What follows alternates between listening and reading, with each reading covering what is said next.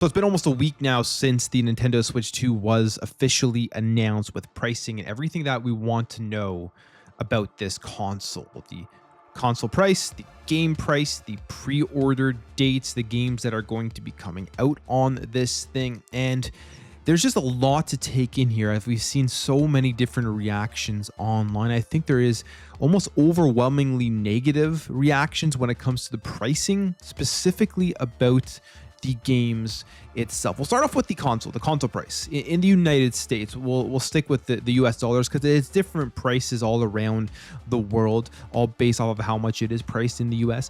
But it is at $450 and $500 depending on the bundle that you do end up getting. If you want it with Mario Kart World, you're going to be spending $499 on the Nintendo Switch 2. If you just want the Nintendo Switch 2 without the game, you're going to be spending $450. But then if you want Mario Kart World, you're going to have to spend another $80 to pick up the game. So the bundle price is the no-brainer for anybody who wants to jump in and play. I'm sure majority of people who pick up a Nintendo Switch 2 are going to want to play Mario Kart World. This isn't just a pack-in that it's going to be played once. This is something you're going to pick up and probably play this game throughout most of the Nintendo Switch 2's generation, at least if you're like me, who still plays Mario Kart 8 Deluxe, which is just an absolutely phenomenal racer. I didn't know how they were going to be able to improve on Mario Kart 8 Deluxe. I thought it was basically the perfect kart racing game, the perfect Mario Kart game. But they seemingly, from what they have shown us, have added some pretty cool improvements like the grinding on the rails and the open world and just a different style of campaign, I guess you could call it, as you're going through the different cups and playing through the different races. So I'm very excited about that. I will absolutely be trying to pick up the bundled version of the Nintendo Switch 2. The console prices themselves are, in my opinion, slightly high, but I don't think they are that crazy, and I don't think they are going to deter a lot of people from wanting to pick up the console. I was hoping, fingers crossed, that it would be coming in at the most $399 USD, and I thought anything over that will have some people questioning it, and there will be, but I still think this thing, it was not crazily overpriced. People are going to go run out and buy it day one. Pre-orders are already selling out. You're already seeing scalpers post up ridiculous posts on eBay to try to make more money off of this things because pre-orders in the UK have already gone out. So people are picking those up. People in the States are picking up UK pre-orders because the pre-orders have been delayed because Nintendo put out a post saying they have to assess the tariffs and how that's going to affect their business. And then we also got an announcement from Doug Bowser the other day that said that the current price of the Nintendo Switch 2 has nothing to do with previous tariffs that were put on. Of course, things have changed. Now they have to reassess because of the new tariffs, which leads me to believe he is setting people up here for another price increase in the States. So we'll see how much this thing actually ends up costing when they announce the next pre-order date. But as of right now, I think the pricing for the console is okay.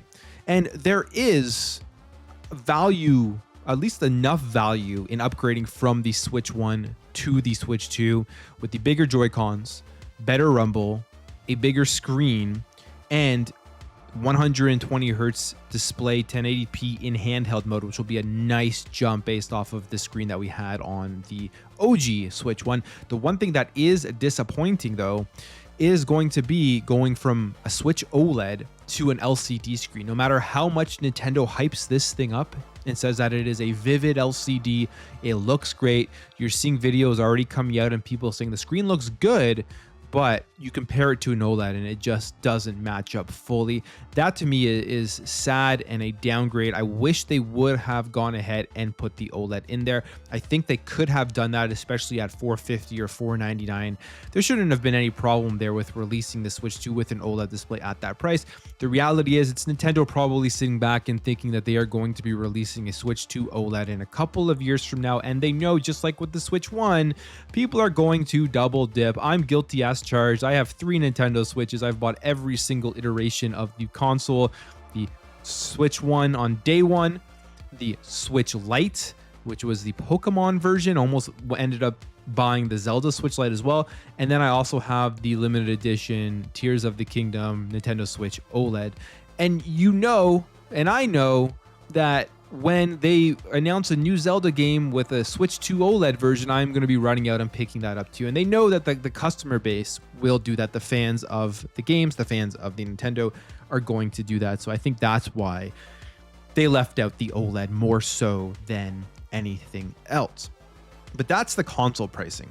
And we've seen also some comparisons. This thing looks like it is going to be running games close to the Xbox Series S, or a PS4, but slightly better than the PS4, maybe closer to a PS4 Pro. We're not 100% sure here, but it looks like games are going to be running nicely on the Nintendo Switch 2. Big third-party games that were previously not on the Switch 1 because it just didn't have the hardware capabilities, will be fine on the Switch 2.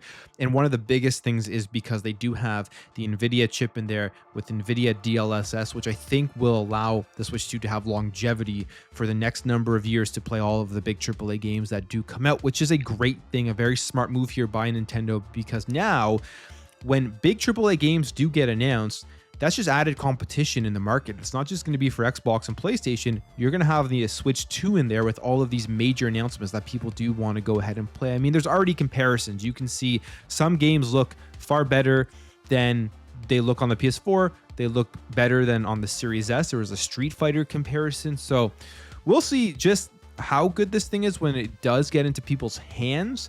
It's obviously not anywhere the level of the Series X or the PS5, or if you have a PC of any sort, but it doesn't need to be. It's Nintendo, and it's a handheld that you can plug into your TV, and a lot of people are going to be playing this on a 7-inch 1080p display, and it will look great. So that part, I think they did well with what they're giving us in terms of longevity for another generation of Nintendo consoles. But that's the console. The bigger issue for a lot of people is the games. The games themselves, the pricing of the games are all over the place. We saw so many reports coming out, and this reminds me a lot of the Xbox One announcement, if you remember back in 2013, where they had the announcement, and then there was so much confusion after the announcement that there was news stories coming out left and right, having to be fixed, having to be retracted, having to be updated. And it just kind of brought this mass amount of confusion that had a major effect on the Xbox One launch.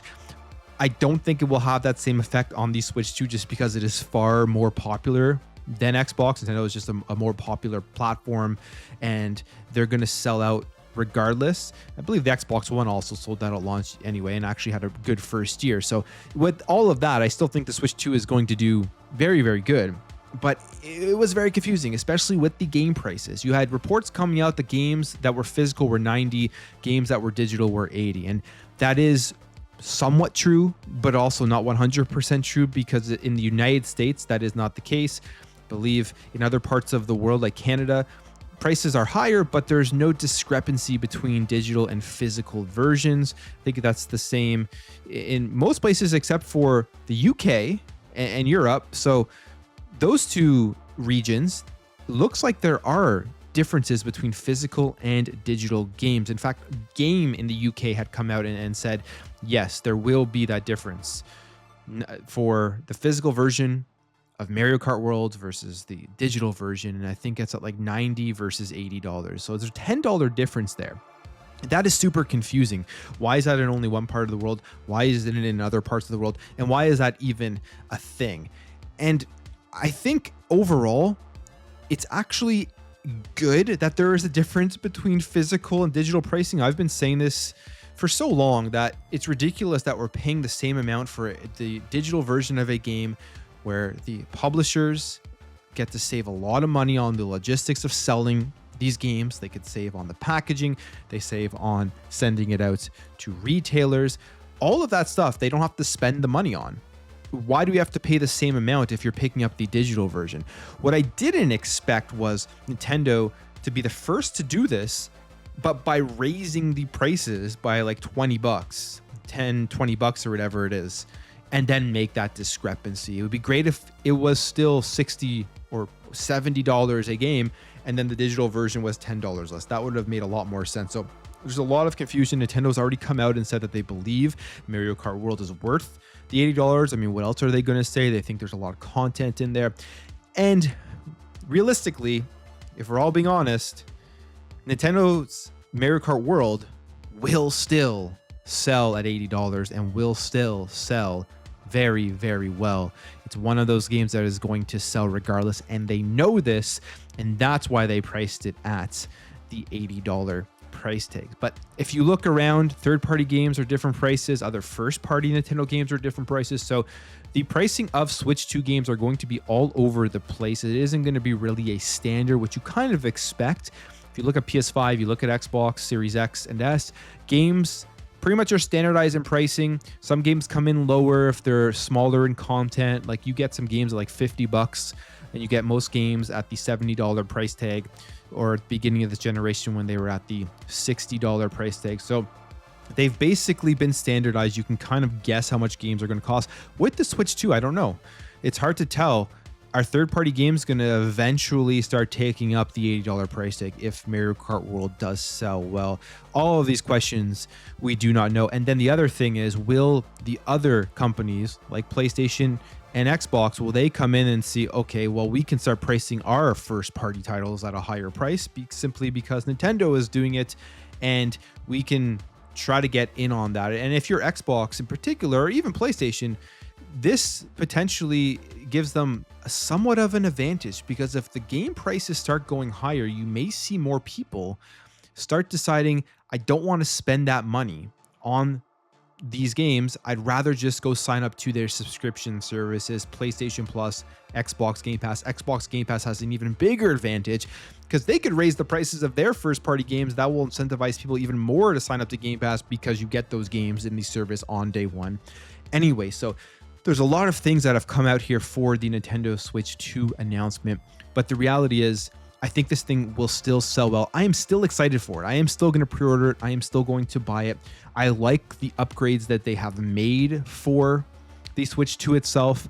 The pricing, though, has a lot of question marks and a lot of people wondering if it is going to end up being worth it. So we will see with everything that has happened, especially in the economy, if people are going to run out and get this. Like I said, I do think that they will, just simply because it's Nintendo and there's enough upgrades here. 1080p 120 hertz on the handheld, up to 4K when you do plug it into your TV. And then there's some other things there that people might like to use, like the game chat. I don't know how much I would ever use that on the Switch, because the online options are just significantly better anywhere else that you want to play video games. So we'll see. But the Switch 2 is an interesting product in a time that I think people will have less money to spend. And are they going overboard here? And will they be able to do as well on the Switch 2 as they did with the Switch 1? The other advantage that they do have is they're going to continue to support the Switch 1, I think, with the majority of their releases over the next number of years. You can just look at what Xbox and PlayStation did.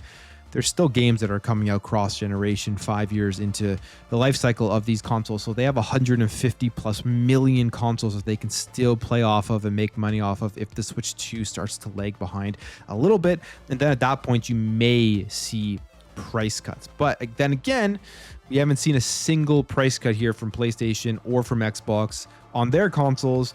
We're in a completely different era when it comes to this stuff. Back in the day, around halfway through the generation, you were seeing price cuts. You were seeing bundles with multiple games packed in, especially over Christmas and everything, where they wanted to move a ton of units.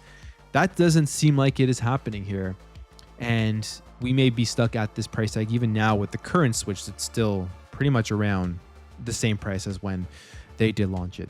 But those are just my thoughts here on the Nintendo Switch 2. I am going to be pre-ordering it. I am going to be playing it, buying it, showing it off, all of that. So I'm excited for that. But I'm going to end the video there, guys. If you did enjoy it, hit the thumbs up, share it, like it, all that stuff, and I will catch you in the next video.